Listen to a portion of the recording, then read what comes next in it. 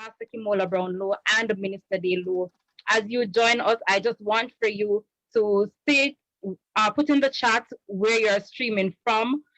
And as the name mentions, Financial Expo. So you know we will have some dynamic persons coming on with us tonight who will be giving us nuggets as regards to business ideas for those of you who are interested in starting a business, as well as marketing strategies for those of you who already have a business and just need some nuggets on as to how to maintain that business or how to attract more customers or clients and just to make your business successful.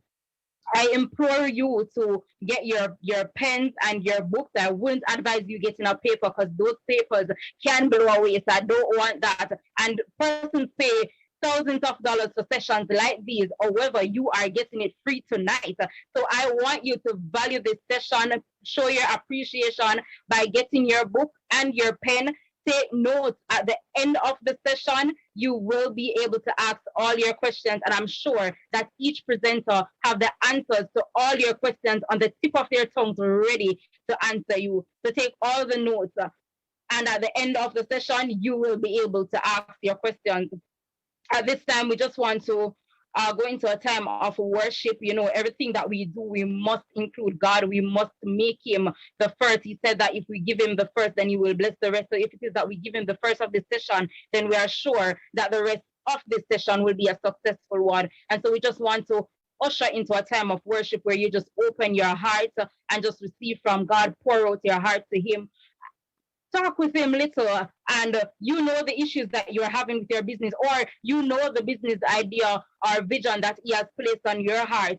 Speak with him a little. Tell him what you would like for each speaker to come and present on. They might already have their presentation written or notated, but I'm sure if it is that you relate what it is that you want them to come and present to you tonight, you never know. You might just hint them on that and they will come and speak on that for you. So let us just usher into a time of worship. And our media team will assist us with that. Because when you are processed by pain, to my generation, it's okay to be processed by pain. Because when you are processed by pain, your story can produce his glory. It is said, you see my glory, but you don't understand my story. You see my glory and you envy me. You see my glory and you judge me. You see my glory and you criticize me. You even hate on me. The truth is that whenever you see a person's glory, you should pause to check his story. You should dissect time and explore history. See if it doesn't reveal that great mystery, that the person's story is really God's reward for that person persevering through strain, enduring pain, being consistent with the God-given assignment amidst the disappointment, amidst the rejection, desertion, and sometimes utter confusion. Standing up for what is right led to isolation, like Joseph prophesying in the prison to the baker and the butler, in a place where there is no platform, yet continuing to perform without a stutter. Because it's not really about the crowd. He's just living life out loud, living with convictions, persevering through the afflictions, leading though I was bleeding, growing while groaning, understanding that the miserable situation is by no means a revelation of God's desertion. I'm speaking from my experience. I went through the very same thing. But while I was going through, what he was really doing was processing me. He was preserving me. He was preparing me, even though hiding me. Many times people look at me driving, they look at the way I dress, they look at the house I live in, and it looks very glorious. Please understand something. The glory that you now see, it was not always glorious for me. This glory that looks so divine was not overnight, but over time. I was tried by fire, processed by pain.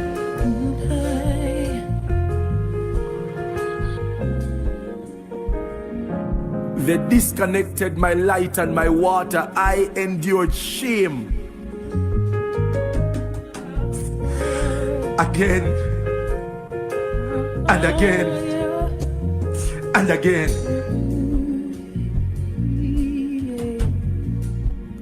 But through it all, I understood there was no way my suffering ever could compare. You see, this was my driving force. I understood my suffering never could compare with the glory I would experience down here.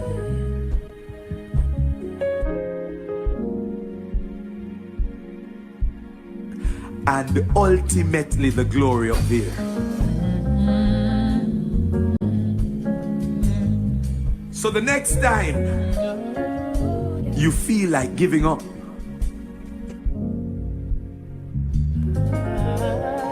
because of the pain of that situation, remember your current situation is not your ultimate destination.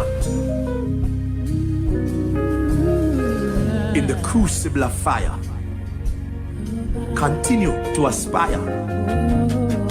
Please don't retire until you have acquired your ultimate desire.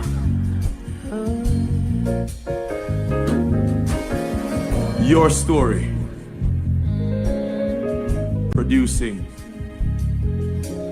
His glory. Processed by fire.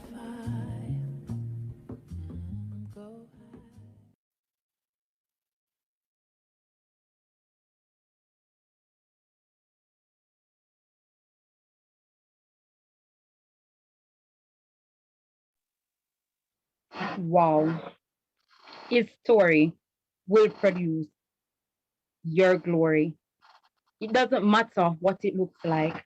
It doesn't matter. I mean, yes, it's a financial expo. And all right, so let us talk about your business.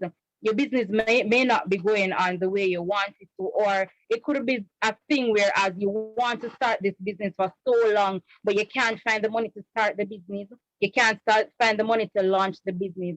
But His story will produce your glory.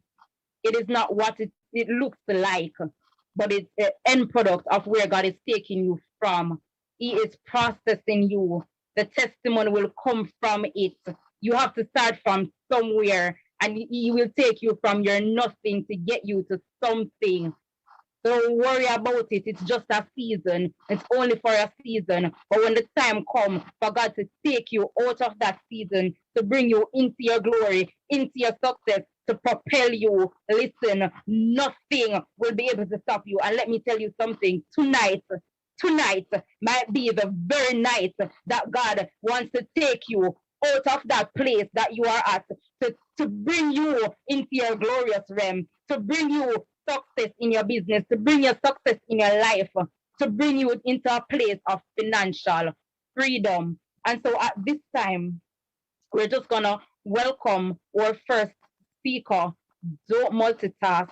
I would implore you not to multitask. Like I said at the beginning, value the session. Persons pay thousands of dollars for sessions like these, and you are getting it free. Value the session. Take as much notes, as much nuggets. You don't want to get step 1 and 2, which is just the ingredients, and miss step 3 and 4, which is the bridge, to take you over to step 5 and 6, which is your place of financial freedom, your place of success. The bridge is necessary. The bridge is important, and you never know which speaker is bringing the bridge tonight. So stay tuned, stay connected, stay focused. At this time, we have our first speaker who will be coming to us tonight. He is someone who loves God. He has quite a number of years of experience in urban planning under his belt. He is a passionate, persevering, committed, and industrious entrepreneur. He's a certified Wired to Win coach, and he is also a loyal husband to one wife. His intro is, let's do it. At this time, join me in welcoming our first speaker, Deacon Tennyson Dixon. Welcome, sir. We're happy to have you. Thank you so much. Thank you so much. Listen, awesome job, woman of God. Awesome job to, the executive of the young adults ministry. I mean, you guys are doing such an awesome job. We can do it. Let's do it. Let's create global impact with the young people. And before I get into my session, I just want to honor the Holy Spirit. I want to honor the King of Kings, the Lord of Lords, the conquering Lion of Judah, my Savior, your Savior, none other than Jesus Christ. Listen, if it wasn't for him, where would we be? I don't know about you, but if it wasn't for him, my life would be a mess. And in the same breath, I want to honor my man of God, my spiritual father, Bishop Courtney McLean, and my spiritual mother, Reverend Nadine McLean. Let me tell you something quickly. When I was in business, I was having some challenges. And Bishop said to me, man of God, there is a gap. You need to go and get some help. Listen, your spiritual father not only watch over your soul, he watches over every other aspect of your life. So in the same breath, I want to say thank you to Bishop Courtney McLean and the members of WAFIF. I love my church. I love the leaders. I love the ministers. I love the ELT. I love the diaconate. And I love each and every member, partner, cousin, visiting family member. I love you guys so much. All right. So, tonight session, I want to talk to you about quickly vision and action to get you results, right? Write that in the chat. Vision, action, results.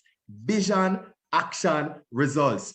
And I want you to be kind. I want you to be very, very kind. Don't be selfish. Share this. Share it, share it, share it. There is so much negative content and foolishness on the internet. And when you share positive content, it allows people to be uplifted and impacted in a positive way. All right, so tonight I'm going to talk about vision and action to give you results. Or you can have vision and action for manifestation, right? Now, when you have your vision and your action, when they come together, it produces a manifestation. It produces a result. But what is important between your vision and your action? There's a gap, right?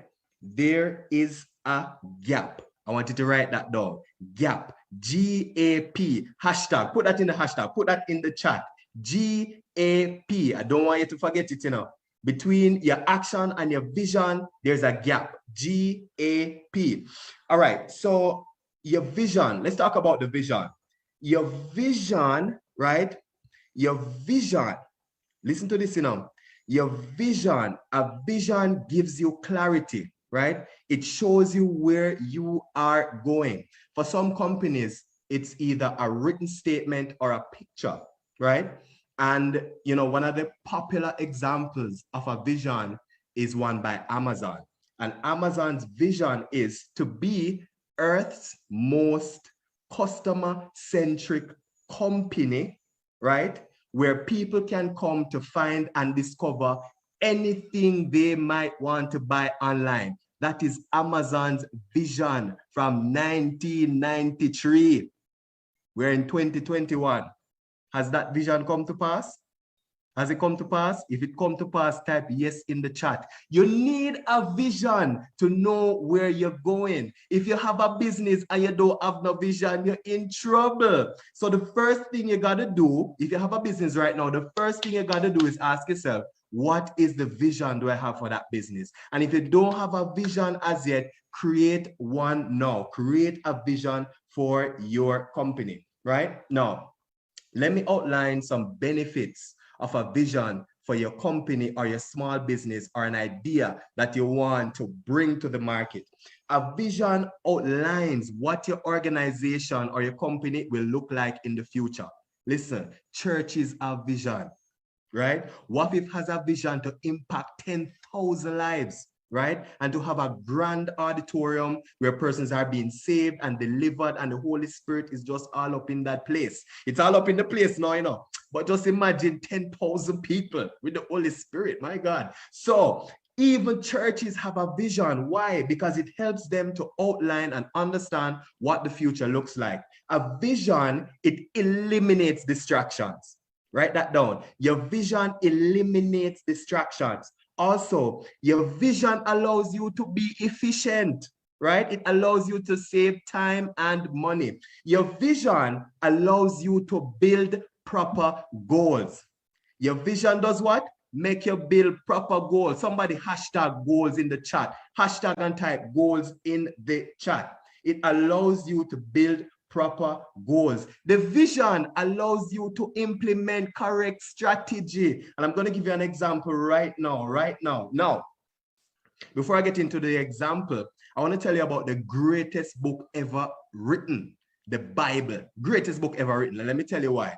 The Bible speaks about developing your business. Yes, it does. It talks about developing your business. It talks about how to manage your money. It talks about how to invest your money. It talks about how to live properly with your wife. It talks about how to work with the employees. The Bible is the best business book ever. Listen to this. The Word of God says, where there is a lack of vision, the people perish. I like to say this, where there is a lack of vision, your business flop. Where there is a lack of vision, your business flop, you're in a bankruptcy, and your employees are thief from you and them distracted. Where there is a vision for your business, you will flourish. Where there is a vision for your business, your pocket will get fat. Listen to me, right? So let me give you an example. I have an ice cream company, right? Well, I don't have an ice cream company. That's just an example. So I have an ice cream company, and the vision for my ice cream company, right, is to produce the best tasting ice cream in the world. Now watch this. Remember the benefits I told you about earlier. Watch this now. Watch this now. Now, what's the focus? My vision is to sell the best tasting ice cream in the world. Watch this now. What's the focus? The focus is to sell top quality ice cream. You see that? You see how the vision helps me to narrow down my focus? Now, watch this. It eliminates distractions. Here's how. When someone comes to me and say, listen, I think we can sell some cars. I say, no, we ain't selling cars. We're selling ice cream. Your vision allows you to eliminate distractions, right? And watch this. Your vision allows you to make decisions quickly. So when my host, Sister Lamara Tyrell, come to me and say, man of God, I think we can sell some tables. By the time she said, I said, no, it's not ice cream. We ain't doing that over here. Your vision keeps you focused. It eliminates distractions. It allows you to build proper goals. Watch this. When you have your vision, watch this now, a decision that I will take right, to build a proper goal is to, watch this decision, watch this decision. I will sell 3 of my most favorite ice cream all over Jamaica, right? Now that is a goal that is aligned to the vision. When you have a proper vision, your goals will be aligned, and it allows you to assess your strategies and your goals properly. Now, finally, when you have a vision, you can implement correct strategy. Watch this. Now, a strategy that I have for my ice cream business is that I am going to contact all major supermarkets and have my brand in their supermarkets all over Jamaica. That's the strategy. Your vision allows you to have proper focus, proper strategy, proper goals, proper actions. What is your vision? If you don't have a vision, you better start writing one right now and get a picture that represents it. Remember, the Bible tells us where there is a lack of vision, the thing will perish. Don't let your business perish. Get a vision now. Get a vision now. Get a vision when? When? Type it in the chat. All right. Now, the next thing, we spoke about the vision and the action to give you manifestation. Now we're going to talk about the action. The action. Watch this. Watch this. A vision without an action remains a vision. Vision without action remains a vision. A vision without action gains no traction. A vision without action gains no traction. You need action for your vision to come to life. Faith without works is dead. Your business are got dead if you don't have no action behind your vision. You need action. You need action. Now, action is all about energy. You could have vision some more till you're weak. You carry that go optical, what do you call it? Island eyewear. You can't carry that go island eyewear if you don't have no traction. A vision with an action gives you traction. Now watch this. When you have action, right away the manifestation begins to take shape, right? It begins to take shape. And here's how you get the action done. Write down a set of things you need to do to get your business done. After you develop the vision, after you develop the goals, after you develop the strategies, write down, what do I need to do to get this done? So remember, in my ice cream business, remember my ice cream business, I said that I want to contact the supermarkets. That's an action. You need to put a date and time to that action and get it done. If you don't get it done, that vision will just remain a dream. Get action done. Now, who remember the gap? GAP. I hope you have space for the gap, I hope you have space for the gap, because watch this. The gap is the most important part of the manifestation. If you have action and you have vision and you don't have the right gap in between, what you will manifest won't look like what you want. Let me tell you what I mean. Many times, persons, and I'm going to use a boat, for example. Many times, persons will say, I want to achieve X or Y, right? They want to achieve it, And when you look at the strategies or the actions that they take, what they end up achieving is not what they set out for. It's like you get on a boat with a map. The map is right, The map is the vision. The map is right. But the boat is wrong. The boat not have enough power to get you where you want to go. The boat is all wrong. And sometimes you get on the right boat, but the map is carrying you to the right place. So the manifestation doesn't look like nothing you envisioned. You understand what I mean? So this is the gap. This is the gap, right? Write this down. Gap stands for, the G stands for gain knowledge on what you want to do and assess it. I want to build my ice cream business. I need to gain knowledge as to how to build a proper ice cream business. If me get up and say, I'm going to build an ice cream business, I'm going to gain knowledge. What do you think I'm going to make? What do you think going to happen? I won't do it successfully. I need to gain the knowledge. A stands for assess yourself. Assess yourself. Do you need help? Do you need coaching? Do you need financing? My name is Tennyson Dixon, and I am a Wire to Win business coach, you can contact me at 801-9029. You might need help. Assess yourself. Do you need help? Assess yourself. So the A stands for assess yourself. And the P, listen, the P stands for put things in place. Put things in place to ensure that your business gets where you want to go. Years ago, right? My wife and I, we have a business, we operate a business together. And years ago, we had the vision, we had the action, but the gap wasn't right. We didn't have things in place and we were on the brink of bankruptcy because we never had the right things in place. The vision was to build a multi-billion-dollar business and I was in multi-million-dollar debt. Why? Because I didn't have the right things in place. So put things in place. Listen, tonight we're going to fill that gap. Somebody put in the chat, fill that gap. Tonight we're going to fill that gap, right? We're going to talk about how to develop your business, how to balance your money, how to develop and grow and retain your money. What I have here tonight is a group of persons with over 50 years of experience in financial management and business development. Tonight is not an ordinary night. Listen, the host would have told you, people would spend thousands of US. You heard me right. Thousands of US to be at a conference like this, but you are here for free. Listen, get your pen and paper ready. Tonight now go normal. You're gonna get information. And let me tell you why I'm so passionate about business. The kingdom is powered by the Holy Spirit, but it is financed by money. It is a pride and joy for me when I can give my money, my earnings to the kingdom of God. You know why? When I see the benevolent society, the benevolence department, when I see the benevolence department of WAFIF giving out care packages to persons affected by COVID, I say, yes, my earnings did that.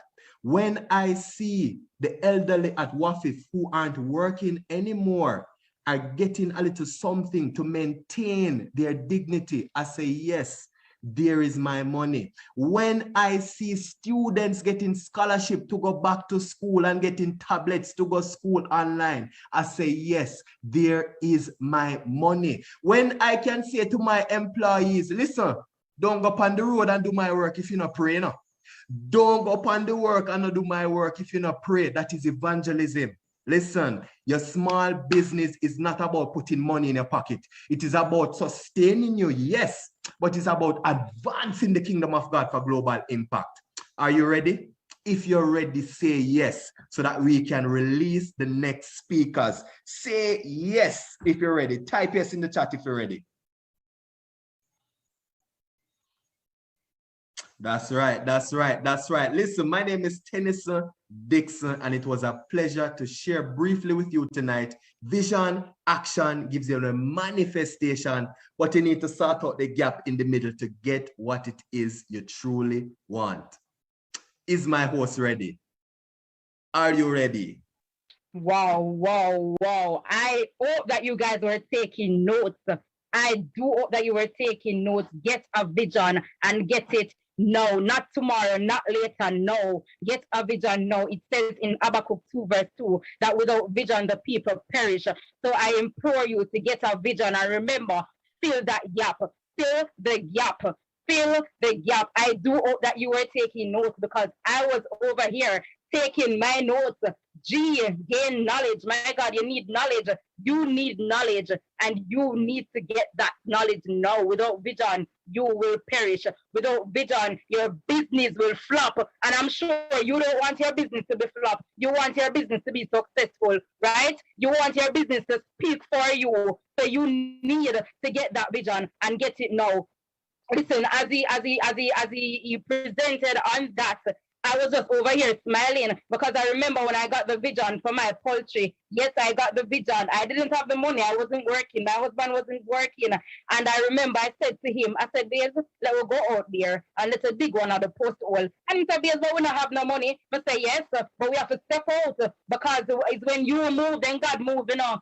You have to do something that is natural for God, do something that is supernatural. You can't want the super without you moving at the natural. So we had to step out. And when he went out there and he dig that first post hole, for me, look at me, I don't know nothing about to dig hole, but I went out there and I said, yes, let me finish dig this first hole, man. You go dig the next one. And listen, we didn't dig the 4 post hole, but we did 3. That was a start. And after that person started to bless us, we got the materials to build the coop. It is God stepping in now, you know. And then after that, I got a job. And then by the time the coop finished bill, I got my first pay. We could be able to buy those chickens and buy those feedings. And that's how the business started. So you see, you have to step out. You have to do something. Because like Deacon Tennyson said, if you don't do anything, then the vision now becomes a mere dream. You have to move. You have to do something and activate that vision for it to manifest for you. And so without no further ado, I'm just going to move right into introducing our next speaker. Our next speaker, she is a business startup coach. She holds a master's degree in business administration from the Mona School of Business, University of the West Indies, and is trained in the delivery, of the start and improve your business methodology from the training center of the International Labour Organization. Her love for entrepreneurship evolved over time as colleagues, friends, and family consulted her repeatedly on business ideas and requested help in writing business plans, marketing plans, and grant proposals. For the past 3 years, she has been teaching part-time business management and customer service at the WAFIF Academy of Excellence and has the privilege of heartwarming success stories under her tutelage. She, along with her business partner, runs Bella Balloons, a balloon decor service, even as she continues to build her business, startup coaching business. Her energy and passion for helping others to maximize their potential helps to make her workshops engaging, interesting, and valuable to each participant. And she lives by the mantra, whatever you do, do it with all your heart. Whatever you do in your business, do it with all your heart. Put your all in it. Whatever you put in your business, that you will get out. And so I join you now in welcoming our next speaker. Her name is none other than Ruth Tyson. It's a pleasure to have you here. Thank you. Thank you so much, Sister Lamara. Thank you for that introduction. It is a pleasure to be here, and I'm really, really excited about this financial expo. You know, we learn a lot of things as we go through school, secondary, tertiary, and at no point do we stop to get a financial education. So this is totally visionary by the leadership team, the young people leadership team. I really want to celebrate the leadership team. I want to give my big ups to Bishop McLean and his wife. I just want to thank you for inviting me here. And really, this is truly a wise move. And I trust that you will continue this because we all need to be on top of our financial education. So this evening, I'm going to talk about generating business ideas. And while I busy myself with sharing my screen, I just want you to share in the chat, what are the various reasons why you would want to start a business? I want to ask Deacon Tennyson as well, what is the reason why you decided that you wanted to start a business? Well, I mean, you know, Ruth, one of the reasons why I started was because I wanted more money. I wanted more income. That was really it. Generate more money for a better lifestyle. And I have someone here in the chat that's saying financial freedom. Yeah, so I wanted more money for my financial freedom. Okay, good, good. I am sharing my screen now. Please let me know if I am good to go. All right, good to go. All right. So you mentioned financial freedom. You certainly have the passion. I can hear that in your voice. We go about establishing businesses because we want to create jobs for yourself and for other people. We want the freedom. We want the freedom not for the 9 to 5 every day and be, really committed to a 9 to 5, but the freedom to, as I say, work 4 by 4, 4 hours per week, 4 days of the week. If you choose, you can work anywhere, any country, as long as you have that freedom. So there are many reasons to be an entrepreneur: financial independence. You might want to be an entrepreneur, but still maintain your job. Those are good reasons. Those are good reasons. Maybe you want to segue from being into a 9 to 5 into a permanent position, but now is a good time to start. Even as young people, this is a youth ministry, and as young people, now is a good time to start. So as I said, our objectives this evening will be to create a list of ideas from several sources, several business concepts. At the end of this session, you will be able to select the best idea to create your own business, and you will be able to clearly explain any business idea that you have. So we're going to talk about what makes a business idea. We're going to speak about how to create your business, your personal business idea list, and we're going to decide on what is the best idea to pursue. I strongly believe that there are entrepreneurs out there. I strongly believe that each one of us has inside of us business ideas. It could be 1, it could be 10, but we all have business ideas inside of us. And so today we're going to try to bring out those ideas. We're going to look at different ways to bring out the ideas and start that business that we've probably all been thinking of. But what are your strengths? I want you to type in the chat some of the strengths that you think you have. If you don't know your strengths, call a friend, ask your family, ask your friends, what are my strengths? Because what would it take for you to be a successful entrepreneur? If you look at some of the entrepreneurs that you admire, you will see some things that come out that are similar to your strengths. So for instance, I'm very passionate, and I know passion is required for an entrepreneur. So right now, take a couple of minutes, jot down some of your strengths in the chat. Later on, call your friends and family and start making a list of your strengths. Entrepreneurs are goal-oriented. They are able to handle stress. Are you able to handle stress? Are you able to take risks? What about your risk-taking? Are you committed to your community? Are you committed to your family and committed to being successful? So all these traits you probably already have within you. I want you to go ahead and start writing. Get your diary and start writing the things that make you passionate, the things that make you want to become an entrepreneur, and try to align yourself with who an entrepreneur is. An entrepreneur is you when you start making the moves. Sister Lamara had said, if you're not doing anything, then you won't receive from the Lord. You need to make your move. So how do we fill in the gaps that we might have if we are finding gaps where becoming an entrepreneur is concerned?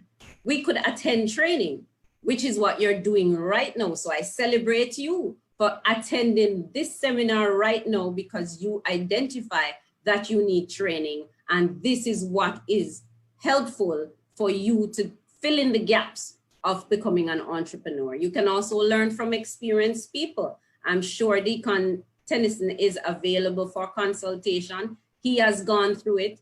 Speak with him and get some additional information on what will work, what won't work.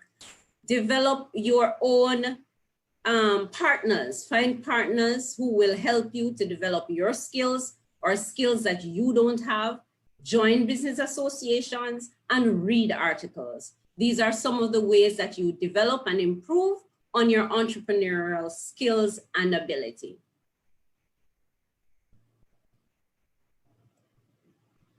So what makes a business idea? Today, we're going to identify some of the elements of what makes a good business idea. A lot of the businesses that start up, they fail within the first 5 years. And one of the reasons is that the components of what it takes to make a business idea wasn't sturdy in the first place. The foundation wasn't sturdy in the first place. And so today we are going to look at the elements of the business idea to establish a firm foundation for developing a business. So we are going to identify a need that this business idea is going to satisfy. This is very, very important. You might have an idea, but you are not satisfying what the needs are in the market. So it's important for you to be able to identify what need am I satisfying. The business idea is going to need to say what my product is. My product could be tangible or it could be a service-oriented product. My business idea needs to say, who am I going to sell to? And it is not everybody. Selling to everybody is expensive. You have a lot of resources. You have a limited resources and you have a lot of people to sell to. So you're going to determine who specifically are you going to sell to. You're going to determine how you're going to sell, whether you're going to walk to the customer and sell them door to door, or you will sell to a wholesaler, etc. And it's important for you to determine what your impact is on the environment. So your business idea should be not harming the environment. And as a matter of fact, you can find ways where you can help the environment and with your business idea. So let's recap. Your business idea will identify which need, what product, who to sell to, how to sell, and what is the impact on the environment. Okay, I think I'm going backwards. Let's go forward. So which need? Who might your customers be? What are your goods and services? You are going to match the skills that you have to fulfill the need and provide your customers with goods and services. Your customers as well must be willing to pay. So whatever your product is, you must identify customers who are willing to pay for your product. So who are you going to sell to? Perhaps housewives would be willing to buy. These are some segments. Working women, maybe working women are too busy to, cut up callaloo. You want to cut up some callaloo and sell to the working women. So you come up with ideas that will target a specific category. How about professional cooks? Maybe you want to start a vegetable garden and identify items that professional cooks need that are in short supply. Who are you going to sell to? So your business needs to have a positive impact on the environment. You need to reverse or mitigate any negative impact. So if you're selling juices, sell them in recyclable containers. You want to provide an environment that will be nurturing. So therefore, your business should support and engender this new nurturing of your environment. How are you going to sell? Are you going to sell directly to customers, or are you going to sell to a wholesaler or retailer or a distributor? And then the distributor will sell to customers. So we need to decide how we're going to sell. In our next section, we want to explain why we need an idea list, and we're going to identify ways to create the idea. Why do we need a list? Why don't we just come up with one idea? We come up with more than one ideas because more ideas are the more options that we have and the better decisions that we can make for a greater chance of success. So we don't put all our eggs in one basket all at once. We identify our list and we identify what the options are. We assess it, we make our decision on that business that we want to pursue based on all our options, and we would have a better chance of success. So what are some of the ways to create ideas? This is the meat of the matter. How do we create ideas? How do we get that from having no idea to having many ideas? Every week, you should be able to come up with a business idea after this session. How do we do that? We can learn from businessmen. We can draw from our experience, We can survey the local area. We can scan the environment, and we can brainstorm. So let's look at our local businessmen. What do you think we can learn from? We can interview our local businesses. We can interview entrepreneurs that we know, that we admire, and we ask them questions. We ask them what kind of ideas did the businesses start with. We ask them where the ideas would have come from, how did they get the ideas, and how did they translate ideas into successful business. We can ask them how their business fits in the local environment, and you can also ask them for suggestions. You can ask people who are in the industry that you're interested in, what are your suggestions? What do you think is a gap? Here's that word again. What is a gap in the industry? How can I fit my creativity into the local industry? Drawing from experience, you would be surprised at how many business ideas are within you, your own experience. You ask yourself some questions when coming up with business ideas. You ask yourself, how can I do something that I see happening better? How can I cut out the middleman? You draw on your own experience. Maybe you are in a community and you have children and you want to go out at night. Well, not no, right? But you want to go out and there is no one to babysit at night. That's an opportunity. That's an opportunity for you to consider creating a daycare that will do night babysitting. So draw on your own experience. Look at the things that annoy you, that really upset you. You don't see why you need to stand in a line to do this. You don't see why it has to take so long for delivery to move from the west of the island to the east. You already have an experience with all the businesses that you go about from day to day. So you draw from your own experience. You list your passions, your hobbies, and your special skills. These will likely be the things that you're so passionate about that it will keep you going. Even if your business is on a downturn, it will still keep you going. So it's important for you when you're coming up with business ideas that you align it with your passions so that you are passionate about what you're doing. Remember that you're leaving the 9 to 5 to do something that's passionate, that you're passionate about. You want to make more money, you want to do extra, but you want it to be something in which you're passionate about. Also, you can ask friends and family again, make sure you use up that resource. Ask them what you do very well. Ask them what you help them with, and reflect on the things that your people are constantly asking you about.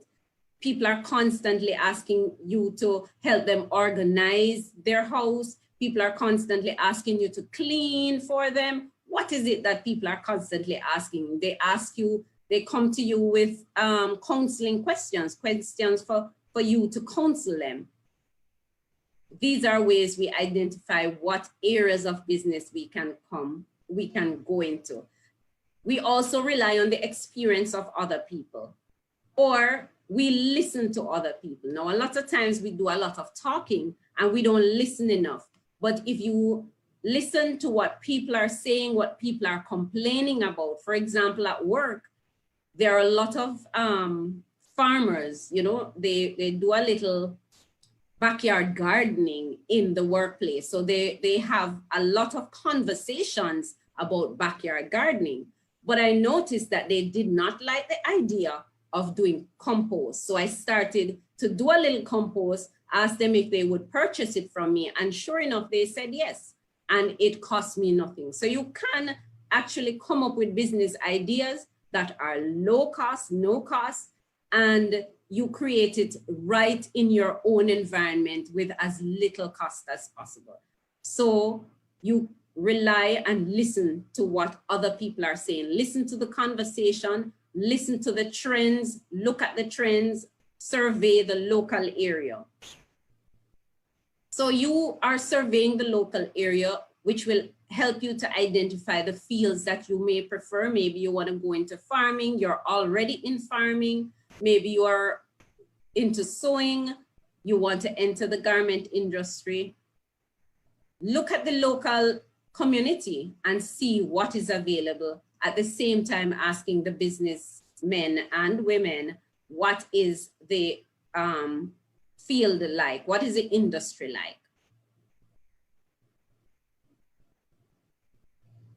So in scanning the environment for business ideas, we can look at different things in your environment. Before I mentioned that, I started to make compost for the people at work, that's a way of identify things in the environment, waste goods. Compost is made from, bits of waste goods from your vegetable, from your, the peelings from your fruits and vegetables. So you can scan the environment for ideas as well, using waste to make something completely new. And of course, you can brainstorm. This is a very popular one. Everyone gets into, into a meet and start with a word or topic and just brainstorm the ideas. Write down anything related to the subject.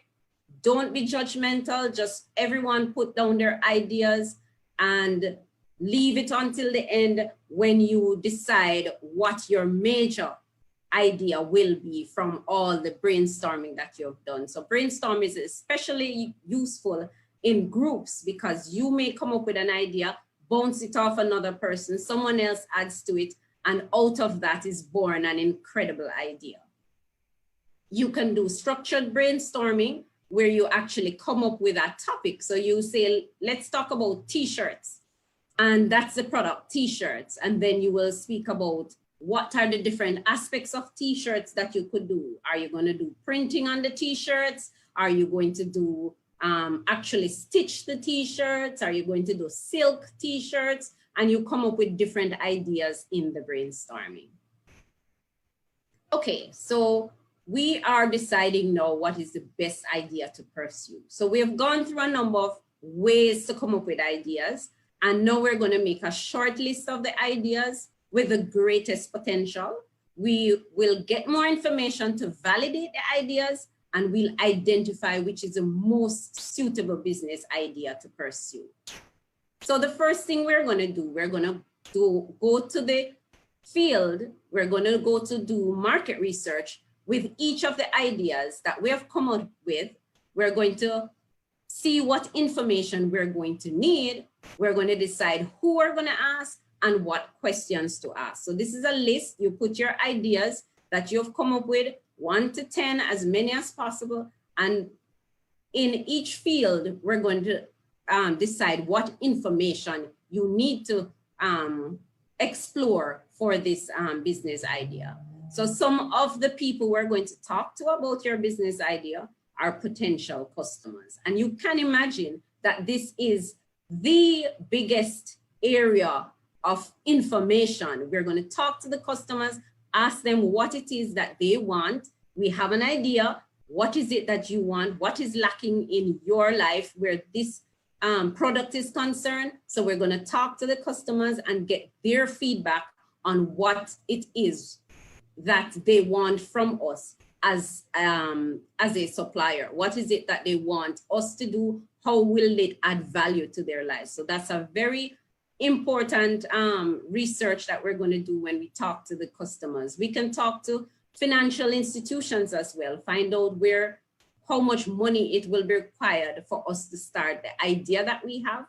And we can ask our suppliers, business colleagues, even competitors, because that will give us an idea of what the challenges are in the industry that you choose to go in. They can also show you the gaps for you to improve your value on your product or service.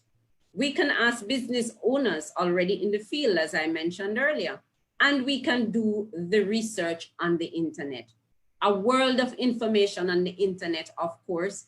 You actually can type in, give me a business idea, and they will, produce, the internet will produce business ideas. So you can do research on the internet. You can look at reviews on the internet, see what people are complaining about for your business ideas. See what, if you're in a particular industry, you decided to make pillowcases, what are people complaining about the pillowcases, and you improve on it and add value. So having come up with a number of ideas, you have come up with from different areas, different things that you have thought of, your own competencies, support from families, you will do for each idea that you've come up with a SWOT analysis. And what is a SWOT analysis? It's simply identifying the strengths, weaknesses, opportunities, and threats of each idea and comparing them to see what the advantages are. If you couple a strength that you have with an opportunity in the market, in the environment, there's an opportunity right now. Your strength probably is in social media. You do very well at social media, you're an influencer, and there are opportunities right now for businesses to go global. There are many people who would love to be in social media, but are not very good at it, like myself.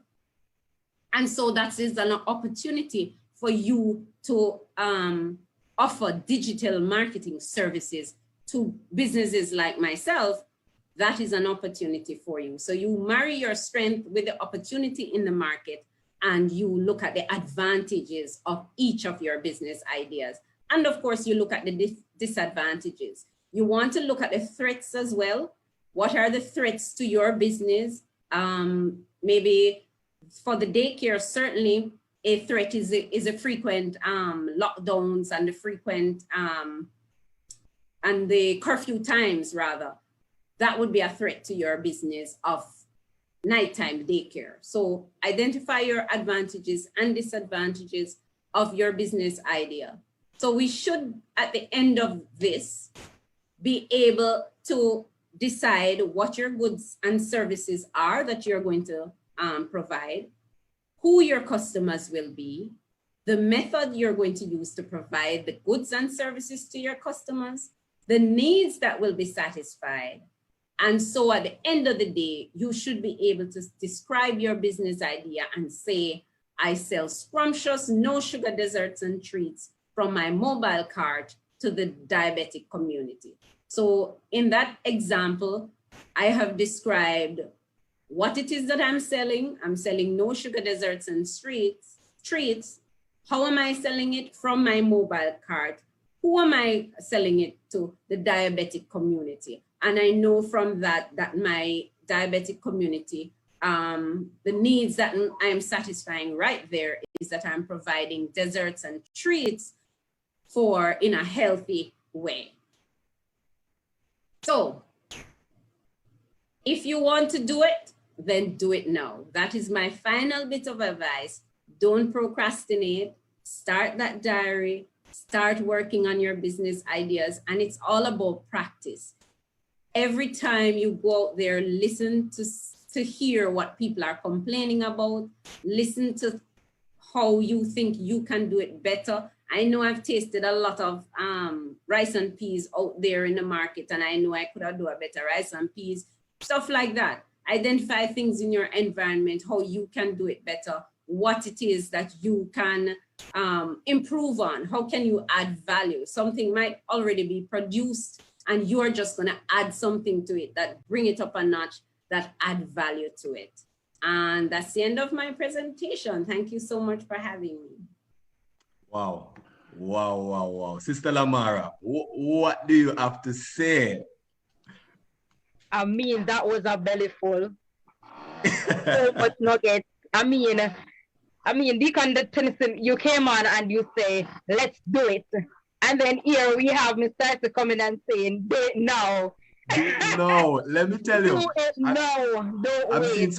I'm seeing some comments on Facebook, and one of the comments that I'm seeing is from Andrade Jones. She's saying that she's in the field of business and she had an idea. And based on what Miss Tyson just shared, it opened her eyes and it has given her some amount of wisdom. So Miss Tyson, well done. We have a few persons here that are saying, yes, very informative, great advice.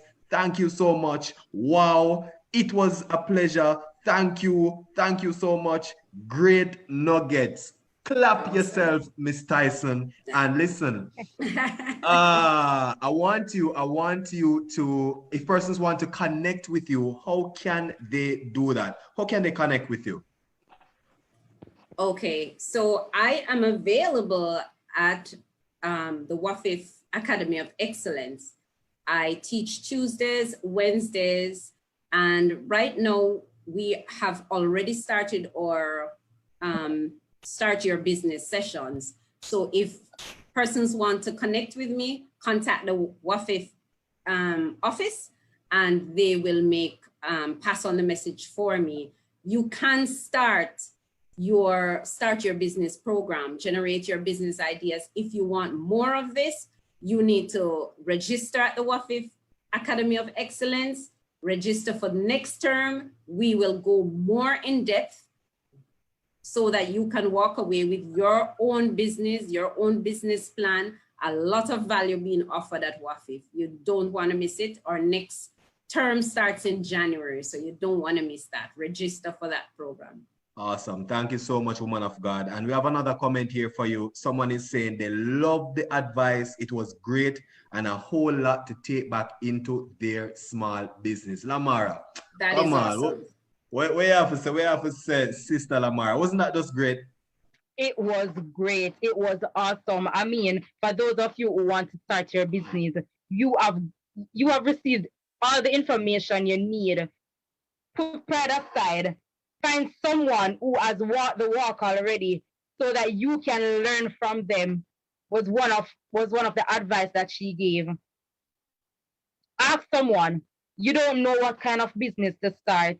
Ask your families, based on what you observe about me. What do you think I do best? Observe your neighbors. What is it that you see that they are doing and you see that, oh, they might not have the time to add that little final touch? That's you creating a business right there. Wow, this is good. I mean, persons are saying it's very interesting. I'm seeing the comments coming in. Someone saying, also, Miss Tyson, she's your teacher. You are her teacher, so she's bigging you up right there. I mean, the persons are saying they are interested in the January term. Get on board. Wow. Persons are saying, Antoinette Sinclair, I will implement this in my business. Can you imagine? And we're not even halfway into the night as yet.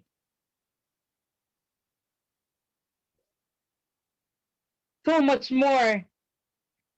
I'm not even going to linger. Let me just get right into it to introduce our next speaker. Our next speaker, he has, thank you so very much, Miss Tyson. I too took away a lot that I will be implementing in my business. And I feel as though I would start another business right now. So thank you. Very welcome. He has over 13 years of audit experience in the commercial and financial sectors of Jamaica. During these years, he has garnered the requisite skills and experience that has moved him through the ranks from entry-level staff to now operating effectively as a trained manager, leading a dynamic team of professionals at one of Jamaica's largest financial groups. Listen, our speakers are no dibby-dibbies. He spent the former years of his career as an external auditor within one of the big four auditing firms and former years owning his internal audit skills in the manufacturing and financial service industries of the private sector of Jamaica. During the years spent in the manufacturing sector, he has been certified as a quality manager systems internal auditor, environmental management systems internal auditor, and laboratory testing and calibration internal auditor. He is a certified Wired to Win DNA productivity coach, where he guides persons in building generational wealth and achieving financial freedom. He is also a certified internal auditor, which is the only globally accepted professional designation for this profession, and now writes exam questions as a contracted exam items writer for the Institute of Internal Auditors. He also holds the COMSHA project management certification, the principles from which he uses to manage his various professional and personal projects. He has also recently completed a Dale Carnegie leadership training, as well the Caribbean Securities course that was recently developed and offered by the Jamaica Stock Exchange for persons interested in learning about financial instruments and the governing regulations in the Caribbean. Additionally, he is the holder of a BSc double major degree in accounting and management studies with honors. He also has a diploma in operations management and is currently pursuing another diploma in biblical studies at the WAFIF Christian College. He's also in pursuit of the certified financial services auditor, as well as the certification in risk management assurance designation. He's also an entrepreneur, husband, and father of 3 amazing children, and is guided by the principle through focused work and determination, coupled with the help of God. Any and everything can be achieved. Not some, but any and everything, all things can be achieved. Let us hereby welcome none other than Deacon Humphrey Francis. Thank you so much for being here with us tonight. Blessings, woman of God. Wow, thank you very much. It has been an amazing session so far. A great caliber of presenters, and I am honored to be on this platform.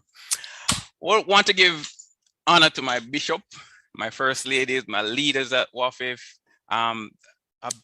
Hats off to the young people's leadership team, because this is something that is needed. I wish I had something like this in my time when I was younger. So this is something that's needed, and I give hats off to what you guys are doing, and I know a lot of persons will be benefiting from this. And this course, what was just presented, I know these are things that persons will or usually pay for. So very good.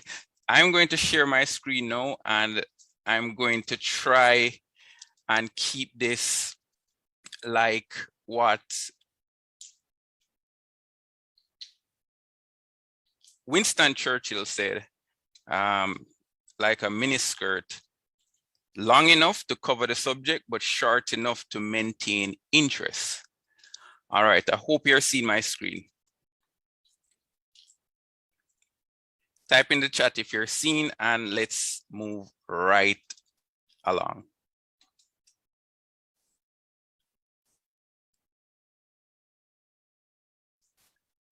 All right, so my topic to you today is contending for financial success or financial freedom. I want for you to just indicate, what does this mean to you? Contending for financial freedom. What does this mean to you? And I'll ask the assistance of the leadership to take me through in terms of what some of the comments are. Well, for me personally, being financially free is to be able to have passive income coming in that covers all my daily operating expenses. So I should be able to be sitting just like where you see that gentleman, and money is generating, which will be able to cover everything, all my living expenses. That's financial freedom for me. You can indicate what it is for you. All right. So let's go. The question I would love to ask is, who taught you money management? Was it any of these guys? Elon Musk, Bill Gates, Mark Zuckerberg? If it's one of these persons who are on the 10 richest men in the world, then you are well on your way, and kudos to you. You're well on your way. But if not, then we have some work to do. So we have some comments coming in. Okay, you can go ahead. And I'm having, so you can, 1 minute, sis, I'm having a little bit of technical difficulties. So you can read the comments while I try to resolve this. Okay, sure, Deacon. So we have Alyssa Hallen saying, working towards letting money work for her. Blessing Francis is saying, being able to do what you want when you want. We have Talia Iman 5 saying, to be free from debt, sleep while earning. Nikki, the chosen child, help you to live a comfortable life. All right, amazing. As regards to who taught Talia Iman 5, she said, no one taught her really. She thinks she maybe school, maybe she learns from school. And these are the Facebook comments. All right, great. So I want for persons to just do this exercise with me. And it's a quick exercise just to feel the temperature of where we are. All right, so we're gonna fold our right fist, make a hard fist with your right hand. You're gonna tap it twice in the left hand. Listen what I'm saying, blow at the top, and then the opposite side, place it at your chin. Place the opposite side of your hand on your chin. So look exactly what you're doing now. I said place it at your chin, but you followed me and place it at your cheek. So the thing is that most of us, we learn via observation. And this is exactly what most of us did with regards to our money management skills. We learn from our parents or those persons who we grew up with. And it's a reality. If you ask a toddler around you now to imitate speaking on the phone, most likely they'll do this. They'll use their hand and place it like this, because this is what they're seeing now. Most of us are speaking on cell phones. Depending on when you were born, you'll do this, because we're used to the old handheld phone. So we learn through observation. And if your mommy and your daddy or your guardian, those persons you grew up with, they weren't good money managers or financial gurus, knowing how to appropriate money and not just using it as a medium for spending, as a currency for spending, then we have some work to do. So let's assess where we are. Where are you on this spectrum? You can type if you are number 1, 2, or 3, and number 1 being a spendthrift, in that what you do first, based on what you get, you take out your expenses, and what's remaining, that's what you save. The next behavior is that we spend first, depending, not knowing exactly what's coming in, but you start spend. So you spend, then you put your income. What's left is usually debt. We usually overspend in that scenario. And then number 3 is where we should be aiming for, is that when we get to income, we first of all, we take out our savings, and then what's remaining should be our expenses. So I want you to just evaluate where you are, and then we will determine what type of work we need to get done. All right, so going forward, let's get into a little bit of what are the habits of the wealthy versus the poor, right? Because in changing our mindset, because remember, we would have learned our money management skills from our parents, guardians. We have to be now changing how we think. And in doing that, let's look at how the poor think versus the rich. So for instance, poor people spend a lot of time watching television, and that's a reality.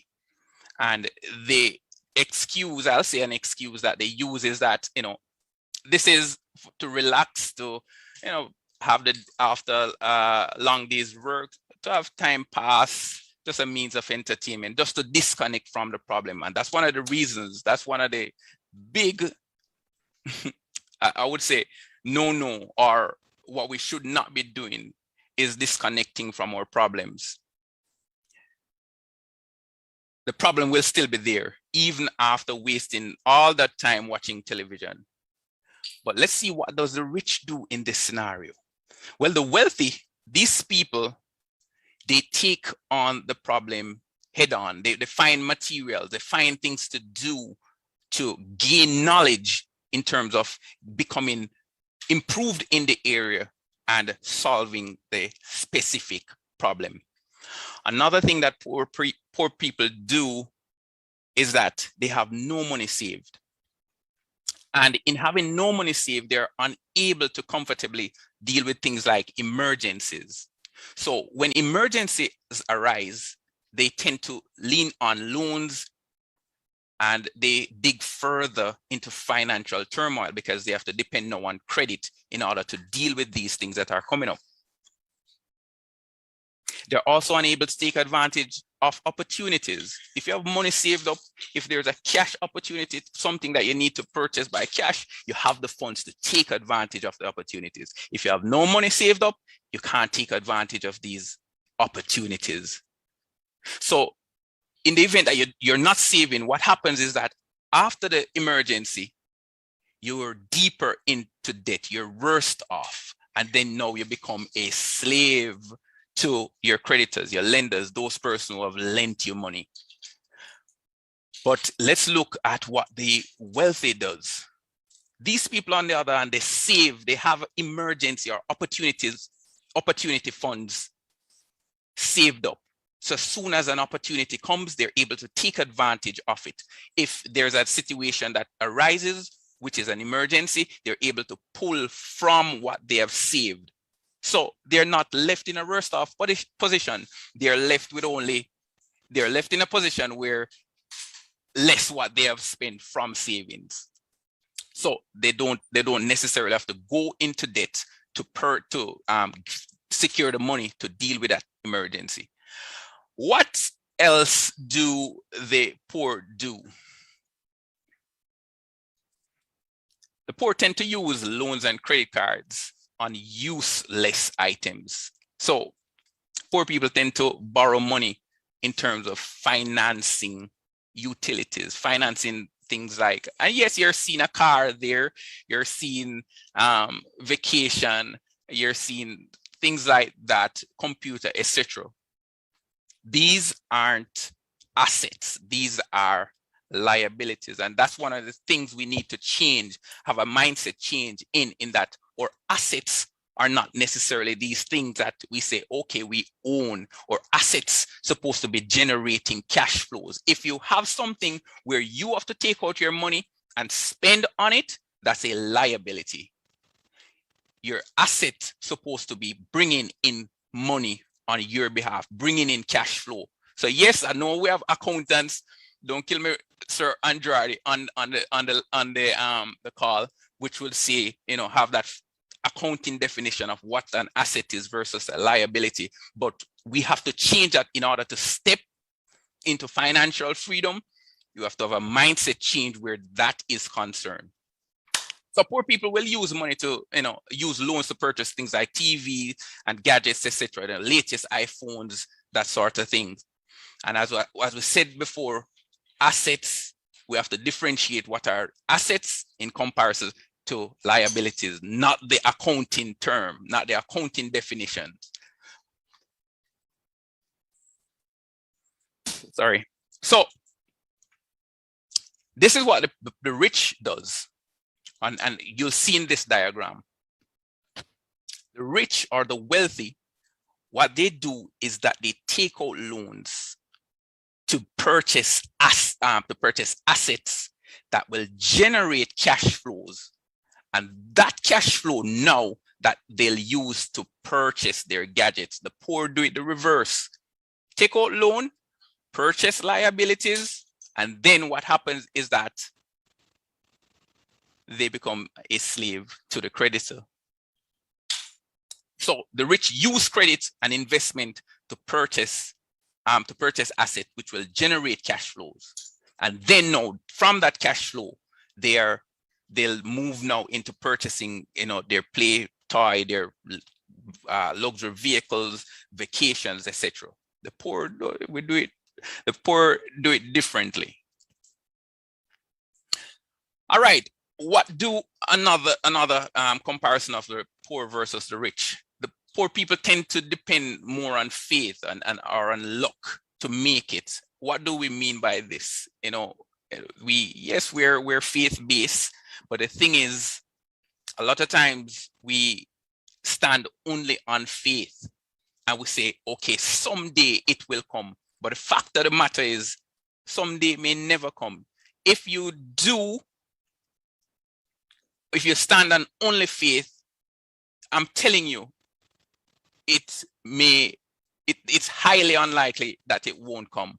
So, and this is also in the Bible. If we look at James 2:26, it says, for as the body without the spirit is dead, so too is faith without works.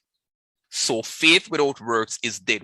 We have to do something to couple with the faith in order to actualize. So what does the wealthy do? Well, wealthy people, yes, they also believe in faith, and that's why they press so hard forward in terms of working and doing what is necessary to ensure that what they're believing in actualizes. So let's change our mindset. The literate of the 21st century, Alvin Toffler, says, the literate of the 21st century are not those persons who cannot read or write, but those persons who cannot learn, unlearn, and relearn. And as such, we have to rewire our mind in order to gain financial and investment success, financial freedom or financial success. So what we need to do, first of all, you need to analyze or do an assessment. Based on what was presented, what are some of the habits that I currently have that I need to shelve? What are some of these bad money management or financial habits that I need to shelve? You need to identify those. Write them down. And if you're so bold, you can post it so that persons can hold you accountable in the chat. What are you committing to stop doing? Are you not following a budget, which is very important? Or even worse, are you not creating a budget? Are you spending unwisely?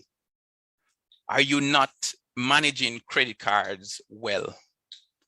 Have you not saved up an emergency fund to take advantage of opportunities as well as to combat any emergency that may arise? Are you not investing for the future? So when you do your assessment, think about what you need now to shelve, and then now we're going to learn some healthy money management habits. And let me tell you, I was forced into doing this, into learning, unlearning and relearning good money management habits. I had to, because of where I was. And two of the books which laid that foundation was these two books, Rich Dad, Poor Dad, and The Richest Man in Babylon. And we have them right there. Richest Man in Babylon by George Clason and Rich Dad, Poor Dad by Robert T. Kiyosaki. If you haven't read these books, I implore you to go ahead, read them. And if you have read them already, go back and reread. So I'm going to pull out, show you some of the takeaways from, firstly, Rich Dad, Poor Dad. Sorry, Richest Man in Babylon. Key takeaways. What did Clayson said? Says save at least 10% of all the income that you earn. That should be done first, irrespective of your money coming, take out 10%. That's for saving. And if you're not going to save to no means, you're saving to an end. You're saving to say, okay, I'm going to secure my emergency fund, which is usually like 6 months of your monthly expenses. Or, given the pandemic, you may just take it to a year, because some persons have been out of a job for a year or more. So you have to save at least 10% from the income you earn. Live within your means and avoid lifestyle inflation. As your income increases, do not necessarily increase your lifestyle with your income. Cap your lifestyle inflationary index. Put your money to work. Make smart investment. Take advantage of time and compounding interest. Young people, you're at a stage now where you should be taking advantage of two of your greatest friends right now: compounding and consistency. You have to be consistently putting money down and allow it to compound. So when you reach a certain year, if you do that for some time on a moderate investment, which is not high risk, I'm telling you, you will be smiling. And I'm teaching my 7-year-old daughter how to do that from now. So compounding and consistency. So invest. We have to invest. We can't just save. If you save, what will happen is that you'll just be giving the bank. Sometimes, to me, right now, I believe that the bank is charging you to save with them rather than them giving you interest. That's what I would say. So we have to invest. So find areas, and you have to understand what you're investing in. If you don't, find the necessary expertise who do. Don't waste time. And this may hit hard to some persons. You're giving away your money if you're just simply paying rent. This is what Clayson says. Instead, buy your house or build equity. Or even if you're not living in that house, you can buy an investment property where you're getting investment income that is either covering the mortgage on that house or is more than what you're paying for rent, and you're able to cream off some profit from that. So buy real estate and insure. You have to have an insure. You have to insure. You have to insure. You have to have an insurance on your income, on your life. Have a realistic insurance plan and a pension plan in place. Find ways of increasing your income, your ability to earn. Keep working, finding various ways. Increase your income. Let's quickly look at the takeaways from Rich Dad, Poor Dad now. I'm going to go through quickly. What he said is that persons who are employed, they tend to become a slave to that employment. So you're getting a salary every month, so you're comfortable. It's more risky being an entrepreneur because you have to dive or push so that you generate that income. It's not guaranteed. So a lot of persons get relaxed in being employed, and that won't necessarily bring you into financial freedom. So what did Robert Kiyosaki said? He said, don't always work for the money. Aim to have money work for you. Aim to have, what does that look like? We'll get into that. Learn financial literacy, improve your financial IQ, build your business. And Ruth just spoke on building business. So too did the Tennyson. And it's very important for persons to own a business. I won't necessarily say operate, but I'll say own, and I'll tell you why further down. Understand tax advantages. Business earn, then they spend their expenses, and it's what's left that is taxed. Whereas an employed person, what happens is that when you earn, the tax is taken from all of that, and then you're left with the after-tax amount. In business, you get to spend first, and then what's remaining, that's what you'll spend. That's what will be taxed. So you have to take advantage of that. Learn how to manage risk instead of avoiding it. This is what the rich do. And then work to learn, not just work to earn money. All right, so what does the Bible, or what are some of the biblical principles in terms of pursuing financial freedom? Number one, I'll say the principle is we ought to multiply that which we are given. We see this in the parable of the talents, or the parable of the gold, where the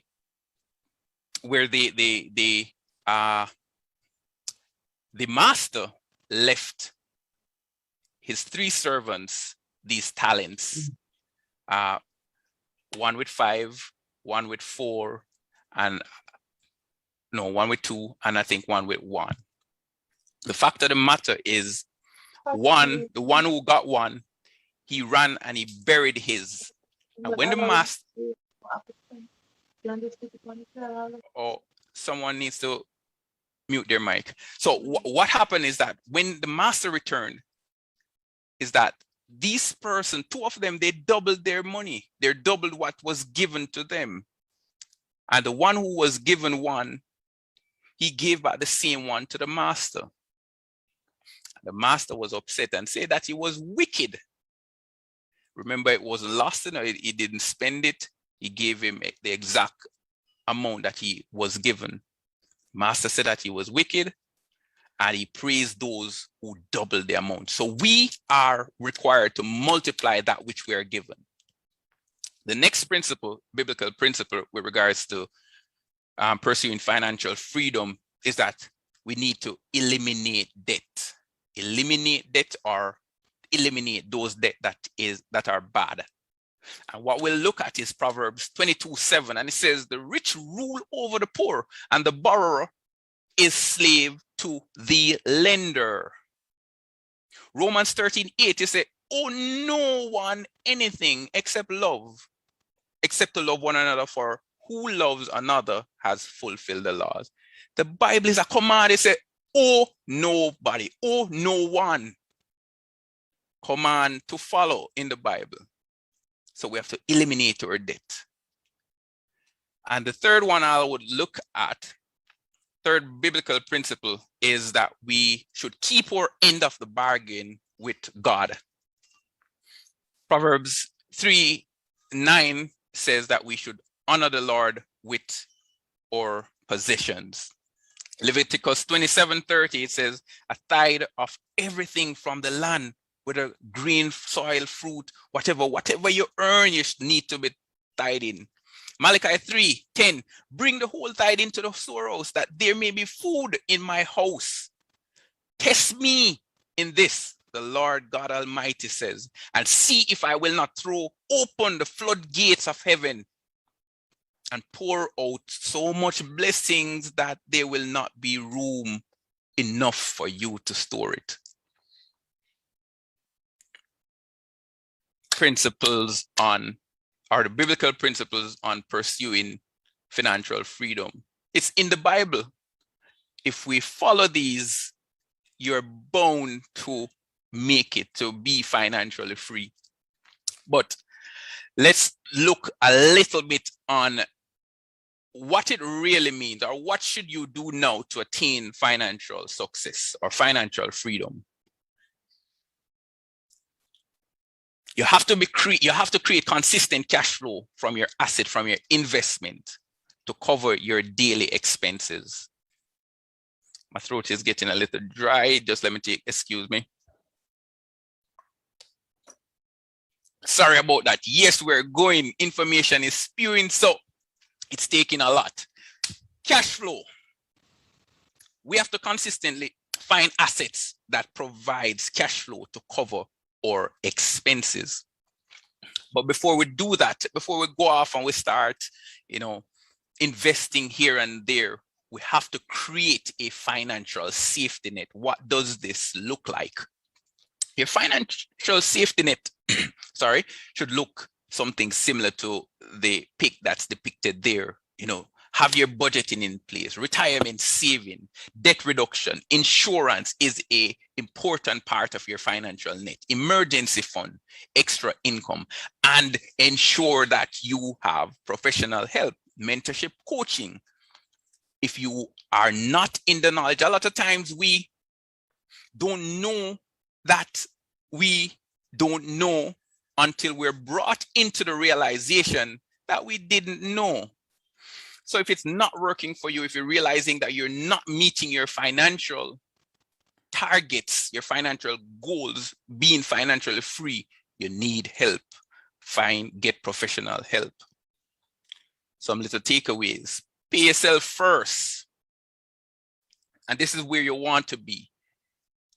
You want to, when you get your disposable income, you first take away your investment and your saving portion, and whatever is left, that's what you spend. That's what you use to cover your obligations. Some may say it's not enough. Adjust your obligation to meet what the amount you have left from after you take out your savings and investment. A lot of persons say, oh, I can't live on this. And trust me, if they have to, they will. So take out your savings first, investment next. I love this pic, and we all should be aiming for it. So the picture or the pic at the bottom you'll see is the money driving the individual. This is a person working for the money. I want to be, you can type which one you want to be, but I want to be the one in the top pick where the money is working for me. Money working for me. Money, you know what? Hashtag that. Money should work for me. My money will work for me. I think you should hashtag that. Prophetic instruction. All right, so let's take a look at our financial freedom. What did this really look like? Managing your money well. You have a plan in place. You're reducing your expenses. You're investing and knowing what you're investing in. You're knowing what you're doing. You're increasing your cash flow. You're simplifying your life so that you're able to better manage your expenses. You have clear financial goals. You have savings, and you've eliminated debt, and you have passive income coming in. I can't stress that more. Passive income, passive income, passive income. So yes, let's drink to freedom. What are some of the recommendations that I would give now in terms of attaining financial freedom? And some persons may say that, oh, I'm not there yet, but you should be moving towards acquiring real estate. And I'm not just saying acquiring real estate where you have what you call it, a holiday house down in the country or XYZ. I'm saying income, cash flow generating real estate where you're getting rental income. I have a property right now where I'm getting rental income, and what happens is that there's nothing sweeter where you look in your account or you go or you collect, and this is not necessarily work that you've done throughout the month. Yes, you've done the work upfront, and this is the beauty of passive income, is that you do the work upfront and then allow that seed that you've sown to flourish and bring in the fruit. So aim at getting at least one cash generating real estate. Secondly, own cash flow producing business. And realize I said own, not necessarily operate, because the truth is a lot of us are not operators or good operators of business. We don't necessarily should be starting or operating a business. And Ruth would have pointed out some of the things or the acumen that we ought to have in terms of running a business. If you don't have it, one of two things: go and get it or stay from it. Just own the business. And you can be a business owner, but not necessarily a business operator. How I do this, I find persons who are passionate in doing things. For instance, just like Sister Lamara, I have someone who is passionate in rearing chickens, so I partner with them. So I make the investment up front. They'll do the work, do what their passion is, and then we'll share the profits. And I have a number of partnerships like that, because what I want to do, as I say, my aim in terms of financial freedom is to be able to have enough passive income to live off, where I can be on the beach and money is being made to cover my obligations. Why you need to own a business as well, and we did we pointed to this when we were looking on Robert Kiyosaki's takeaways from The Rich Dad Poor Dad. When you own business, you're able to, you're in terms of, you get the tax advantage. So you're deducted, you get to spend, and then it's what's left that you're taxed on, rather than being employed, where when you get your salary, the tax person take their amount first, and then what's left, that's what you get. All right. Passive income. And this is a big area, as I mentioned. So there are various ways of getting passive income. And one of the areas that I would advise or tell persons to get into is from dividends, from stocks. Dividend incomes from stocks. And this is where you purchase stocks on the stock market, and these are not all stocks that you purchase will provide a dividend. A dividend, when you purchase into a company or stocks, you now become a business owner. When that company does well, and usually per quarter, they will produce their financial statements. When they do well, they oftentimes declare a dividend, and they'll pay you for being a owner of that business. So I'm just sharing some of the strategies that I use towards getting to my financial freedom. Also, I invest in growth companies. This is highly, highly, highly risky, because you're investing in startup companies, but they have the potential to grow tremendously. So when they just start out, they're cheap. So when they grow and persons start demanding more of these stocks, the prices of these shares will go up and you'll win big, but it may also crumble. So if you don't know what you're doing, you may lose your money. So remember, one of the investment advice is that you should never invest into things that you do not understand. And then the last but most important investment area, which I'll recommend for you to invest in, is your financial education. And this is whether getting mentorship, getting coaching. The thing is that schools, a lot of persons who teach in finance, in terms of if you go to school, they don't necessarily practice what they're doing. They just teach from a theoretical standpoint. But when you get it from someone who is doing it, you tend to reap more benefit. And I'm speaking from experience. And you'll get, if you invest in this area, you'll get better returns over all the other areas which I've mentioned. So this is something that you ought to, that you need to invest in. And it's not just one time, it's a continuous area. It's a continuous area that you will invest in. And just to mention that as was mentioned before, I'm a financial coach, and these are some of the areas that I concentrate in, equipping persons for the win. So it includes like evaluating your financial temperature, building your emergency fund. We find strategies in terms of the tools for successfully budgeting. We look at rewiring the mind for investment and financial success. We look at habits of the rich versus the versus the poor.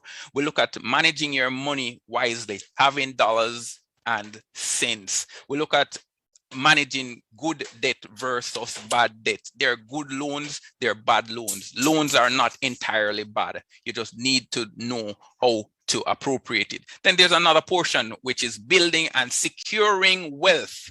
What are some of the areas in this? We're looking on insurance as an element in your investment basket. We're looking on the life hacks of operating a credit card. My credit card actually pays me instead of I paying interest. And those are some of the tricks that you can get in coming on board in learning how some of the life hacks for your operating your credit card. Discovering other sources of income. This is here again, consistency and compounding, your two best friends in investing.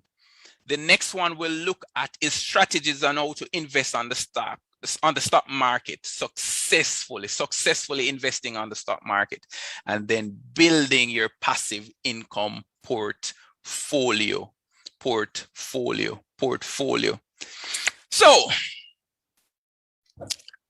you have to do it now. Do it now. If you say, okay, yes, this sounds like something that I'll need to, let me tell you, if not for you, do it for your children. Remember, they're watching you. Remember that the demonstration, they're watching you. So if you do not accumulate healthy investment strategy or money management strategies, they will most likely take up the same habits. Do it now, do it now, do it now. And that's it. I thank you for having me. It was indeed a pleasure. Over to you, Madam Moderator. Thank you so very much. Thank you so much. I mean, don't work for money, let your money work for you. So much great nuggets that we can take away here. And I do hope that you're taking notes. Remember, save all your questions until the end of this session when we have our question and answer session. And I will wait no longer to introduce our last speaker for tonight. And this speaker, he has over 20 years experience working in finance in various capacities, such as assistant financial controller and financial analyst. His most recent appointment was to that of chief financial officer at Key Insurance Company Limited in July 2020. I will now introduce you none other than Brother Stewart Andrade. Great night, sir. Great night, woman of God. Thank you very much. It's been a wonderful session thus far. I won't take long because I was actually sharing with Deacon Tennyson that it's as if Deacon Hamfroy took everything that I was going to speak on. So I would just mention just two critical things. One, and this is separate and aside from actually do it now. One is multiple streams. If anything that you get from me here tonight, I want you to actually think about multiple streams of income. And what this means is that you're increasing your passive income. The second thing that I want you to note, and this is very, and the most important thing, is that you need God when you're investing. Deuteronomy 8 verse 18 says, remember. The key word there is remember. It is He that giveth us power to get wealth. It is He that give us wealth. And the last part is also very important as well. It says to fulfill His covenant. Scripture says in 1 Corinthians 15 verse 10, it is by grace I am what I am. So me, as Sister Lamara said, you know, the Chief Financial Officer of Key, I am what I am, but by the grace of God. And it is because of that He has afforded me the opportunity to actually be a blessing. And so He has blessed me to be a blessing, and that's very important. You need God because He will bless you to be a blessing. When wealth increase, do not set your heart upon it, but actually think of more ways that you can generate to fulfill His covenant. And what is His covenant? One, He wants us to give to build the kingdom, and two, He wants us to give to the poor. To build the kingdom, to to give to the poor, and those are the two encapsulating things. I won't actually speak about anything else. There's one thing I want to undergird that Deacon Humphrey said. Cash is king. And when I say cash is king, meaning available funds is king. There are many opportunities in the world to actually gain and increase wealth. But you can never ever capitalize on it if it is that you don't have the cash to actually capitalize on it. The story is told of a woman who was with her family, or I should say a gentleman was with his family, actually going on vacation, and was stopped by the policeman for speeding. And you know, he was there talking to the policeman, begging him and saying, you know, officer, please, you know, it's just a vacation. Don't let the vacation go to waste by giving me a ticket. And the policeman was So at the end of it, the policeman said to him, so what you're asking me for is a chance. So he said, yes, officer, that's what I want, a chance. So officer look at him and said, but you can't have a chance if you don't have a ticket. And the key thing I want to bring out there is that you can't increase wealth if you don't have a start, meaning available cash. If you don't have the available cash, meaning consistent actually putting aside funds that you can capitalize on opportunities, then it would actually, always have opportunities actually passing you. Ecclesiastics, and it's a very important scripture, and I want to just actually read it. It says, it's Ecclesiastics 9. It says, time and chance. I have seen something else under the sun. Ecclesiastes 9 verse 11. The race is not to the swift, nor the battle to the strong. So at times we may look on others and say, you know, why is it that they're like that? But what God is saying to us, time and chance happen to us all. And it's how we treat the time and chance that will allow us to actually increase wealth. So a critical component of wealth management is to capitalize on the time and chance that God will afford you. Woman of God, as I said, Deacon Humphrey actually spoke significantly, and what I would say, I won't add to anything other than what I've just said, and I'll just end it right there. Thank you very much. Awesome. Awesome. Thank you so much, Sir Andrade. Listen, teamwork makes the dream work. So here's what I'm going to do. I'm going to consider yourself and Sir Humphrey as a team, a great minds think alike team. How does that sound, Sister Lamara Tyrell? How does that sound? Sounds good, Deacon, because we are definitely seeing it's as though all the speakers had planned, because we are seeing where each speaker, everything that you come and present on, it overlaps each other. It's as though everything just comes together. It's the ingredients, all the ingredients come together. And so you get the ingredients to go now and bake it. Awesome, awesome. All right, so we're going to ask persons quickly, just quickly. We're just taking 4 questions tonight because we are out of time, but we are not out of nuggets. We're not out of knowledge. So we're only taking 4 questions tonight. So I'm going to ask my team to look online, tell me if you see any questions coming in, and in the same breath, release your nuggets, right? So here are my nuggets, starting from the last presenter to the first, right? If you don't have a ticket, you don't have a chance, meaning if you don't have cash to grab opportunities, then you don't have a chance to generate wealth, by Brother Andrade. Powerful stuff. From Deacon Francis, he said that let money work for you. Don't do it the other way around. Don't be a slave to money. Let money be your slave. And from Ruth Tyson, for me, my greatest takeaway was that scan your environment and come up with many different business ideas. I'm telling you, we have so many comments here tonight. You know, one of them I'm seeing after Brother Andrade spoke, we have here Eva Williams on YouTube. She said that my money will work for me. And Russell Campbell, she said that she will make passive incomes from dividends and capital appreciation. I love that. I love that. Listen, persons have been engaged and participating tonight. And I mean, from Facebook, we're seeing where persons are saying that they love the short presentation from Sir Andrade.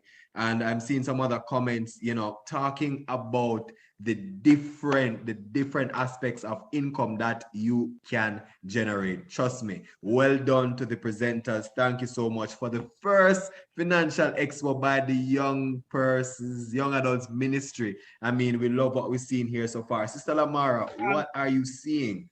We have a Blessing Francis on Facebook asking, how can my credit card pay me? And that question is to Deacon Francis. So Francis, release the secret.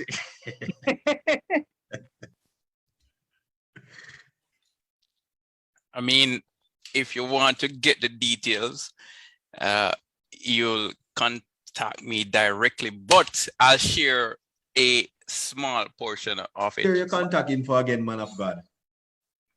So my contact information is, you can email me at wired4 financialsuccess@gmail.com, or you can WhatsApp 876-990-4883 or call 876-413-3819. But the fact of the matter is, what you don't want to do is to overspend. Your credit card should be operated as the cash that you have available to spend. What I do is that instead of spending my cash, I use the credit card, and I tend to get credit cards that are cash back, or, you know, you can get credit cards which benefit you, whether air miles or, you know, whatever it is, but you don't want to overspend on your credit card more than the cash that you have available. So you want to clear away the money that you've spent for the month, clear the balance, and then what you'll do is get your points accumulated, and you'll have cash. Is as if what you would have spent, you have it, you know, but you're just running it through your credit card. And then we have some nuggets also in terms of your dates. But I'll leave that for another time because All Deacon right, Tennyson all right. is on my case. Glad you know. All right, awesome stuff, awesome stuff. All right, so Sister Lamara, we have time for just 3 more questions. Do you have anything in the chat? Excuse me, Deacon Tennyson. Yes. We have a question from Jermaine Francis, Yes. who is asking if he can acquire financial freedom by enhancing his career goals, meaning getting a PhD or I'm guessing MSc Masters. Mm-hmm. Yes, so he's asking if he can acquire financial freedom by enhancing his career goals by getting a PhD, and also he was asking Deacon Francis if he has acquired financial freedom and how long it took him to acquire the financial freedom. All right, great question. I don't know. I know there's one for Deacon Francis, but for the other one pertaining to, whether, attaining higher educational status, if that will assist him. So I don't know which one of the panelists wants to take that. So we have 2 questions there.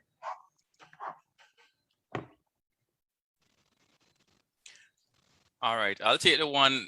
There was one directed to me, and then I'll allow probably another of the panelists to take the other one with regards to the PhD.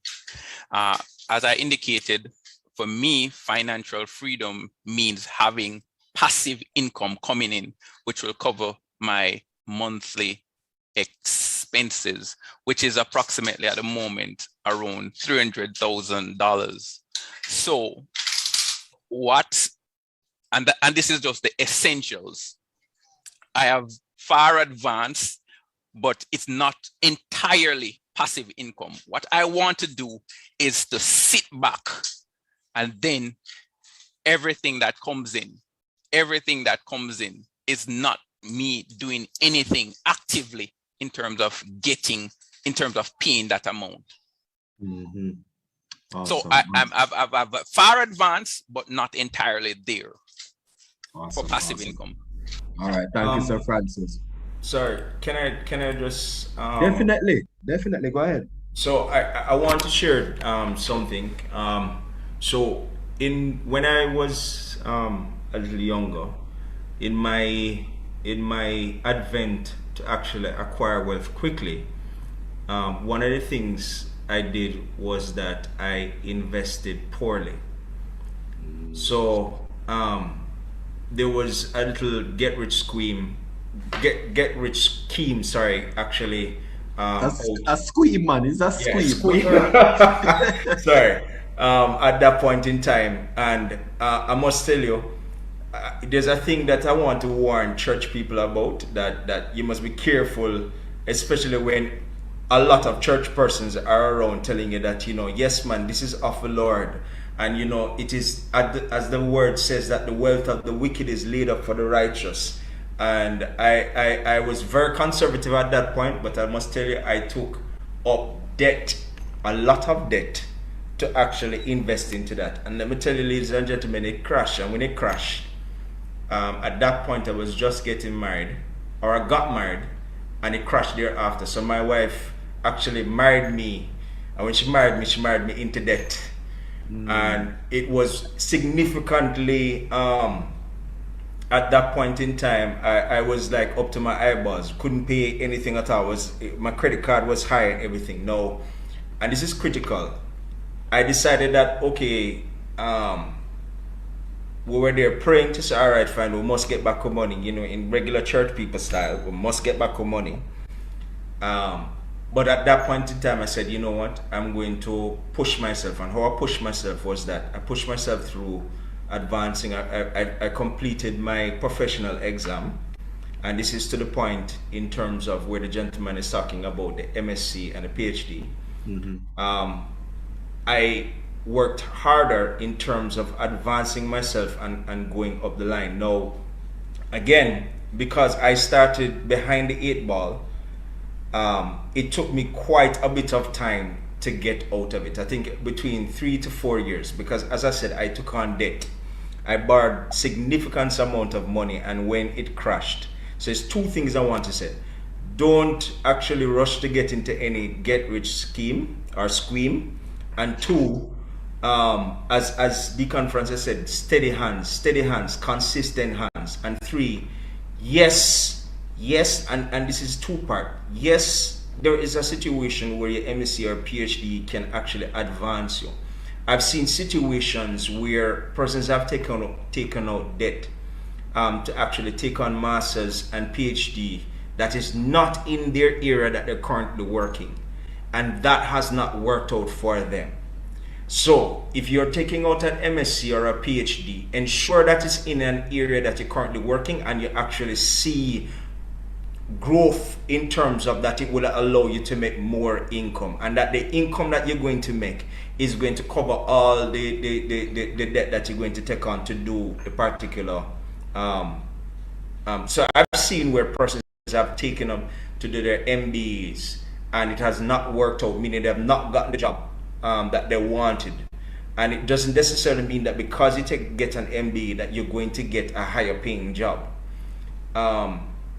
It all comes through you working in a field that persons, when they look at you, can say, okay, fine, I want this person, and they're going to give me a particular set of skills that is going to be valuable in the company. So your MSc and your PhD must add value to wherever it is that you're going. You must get the education that is going to increase your value. So the investment is that you're increasing the value, or the asset is what you call human asset, is human resources is what we call an asset, and you're increasing this asset by actually educating yourself. And when you do that, it must give some form of returns. Now, it doesn't give returns if it is that is not used in the proper way, if it's not directed, meaning that if you take out an MSc or a PhD in animal rearing and you gone into business, that's not really going to help you, if you understand what I'm saying. So again, ensure that it's in the right field. Awesome. Just a quick point on that. The book Rich Dad Poor Dad, ironically, the poor dad which Robert Kiyosaki refers to, he had or has that's his real father, and he had a PhD. He was a PhD, but he referred to him as the poor dad. And this is because of the principles that he saw his PhD dad working, as opposed to his dad, who was his friend's real father, who was a business owner, who didn't have any PhD or masters, etc. So read that book and you'll get some further insights in it. Thank you so much, gentlemen. That was powerful. Thank you, Sir Andrade. Thank you, Sir Francis. Sister Lamara, who is the lucky last question here? Who is that person? I'm not seeing any questions over here. I'm not sure if anyone else from the team seen any questions. I am actually on Facebook and I'm not seeing any questions here. Not a problem. Listen, tonight was just awesome. I mean, listen, it has been recorded. It is online. You can watch it back over. If you missed anything, nothing wrong, take your time, watch it over. Take your time and don't be selfish about the information. Share, like, and subscribe. Share it with someone else. Share it with your friends. Share it with your family so that they can come into the overflow. They can come into financial freedom. Because listen, where there is knowledge, there is a fountain of prosperity. You can't just pray, and there will be money. Yes, prayer is important, but God needs a man to act so that things can manifest. What are you going to do? What are you going to do? My mantra is let's do it, right? Ruth Tyson's mantra is do it now. And Sir Hamford's mantra was do it now. And I know if I ask Sir Andrade what is his mantra, he'll probably say do it, but do it carefully. Listen, do it. Take action. Prosperity is there for you, but you have to take action and take correct action. Use the nuggets that were released tonight and get it going.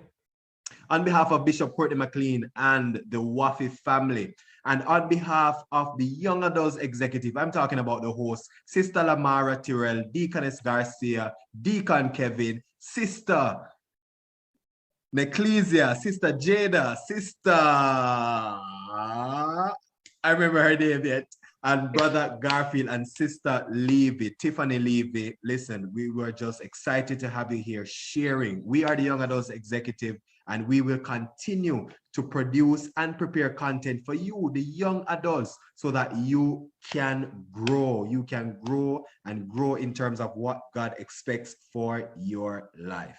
God bless you, and thank you for being with us here tonight.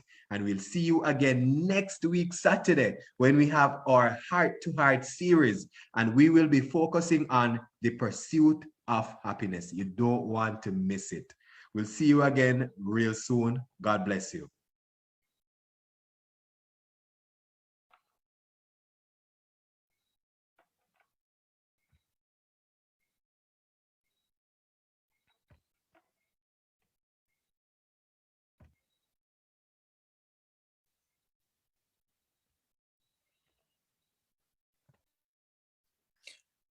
All right, blessings team, take care. Bless you, Deacon. Thank you so much. You're most welcome, woman of God. Deacon Humphrey, call me please. This is Stewart. Blessings everyone. Right. I really enjoyed it. Thank you very much. I am Sir blessed. Andrade, not a problem. So while we wait on media to close the streaming, Wait, we still on streaming?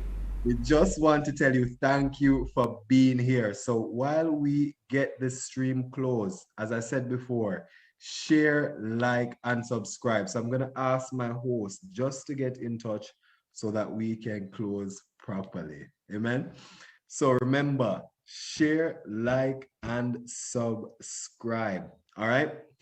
So I think we have a contact number here that we want to share for persons who are interested in being a part of the young adults group. And I'm going to share that contact number right now. The contact number is, get ready for it. The contact number is 314-4227. That's the contact number for the Young Adults Ministry. So you can be a part of that group where we'll share information, share when our next events are coming up so that you can be blessed. That contact number is 314-4277. You don't have to be a part of Worship and Faith International Fellowship to be a part of the Young Adults group. You don't have to be a part of the ministry. We invite everyone to come and be a part of it. We're all about global impact and building up others. So be a part of it so that we can share, like, and grow with each other and impact the globe. So on behalf of the Young Adults Ministry, thank you so much for